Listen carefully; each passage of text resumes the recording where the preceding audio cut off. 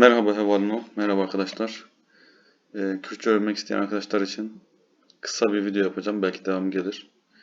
Kürtçe öğrenmek istiyorum. Ez duhazım Kurdi himbibim. Yani ben Kürtçe öğrenmek istiyorum. Bakalım temel olarak hangi kelimeleri ya da cümleleri söyleyebiliriz ilk etapta.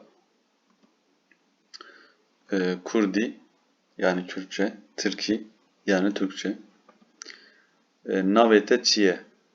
Neymiş navete çiye? Adın nedir? Navete çiye. Bir şurada görüyorsun şapkalı E harfi var. E diye okunuyor. Navete çiye. Devam edelim. Navemen Ahmet'e. Navemen Ahmet'e yani neymiş? Benim adım Ahmet'tir. Tü çavayı. Yine bakın burada şapkalı bir i var. Türkçedeki i gibi okunuyor. Tü çavayı. Neymiş tü çavayı? Sen nasılsın? Evet cevaben ez başım ya da ez nehoşum. Bakalım neymiş. Bu arada X ve W yan yana geldiği zaman Kürtçe'de H diye okunuyor. H. Ez başım, ez nehoşum. Bakalım. Ez başım yani ben iyiyim. Ez nehoşum ben hastayım. Buradan anladığınız gibi ez ben demek Kürtçe.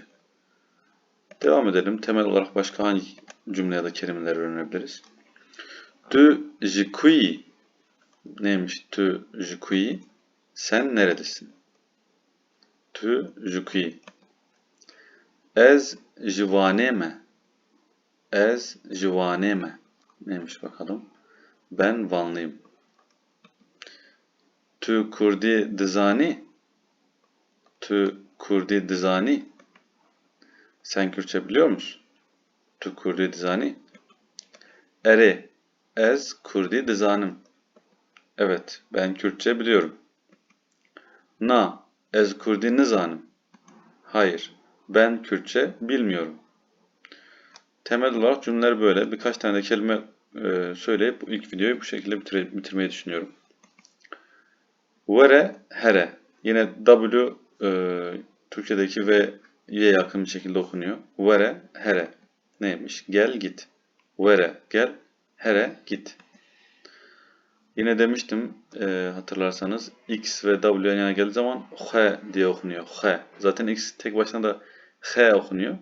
W ile beraber H diye okunuyor. Yani mesela buhe, vehe.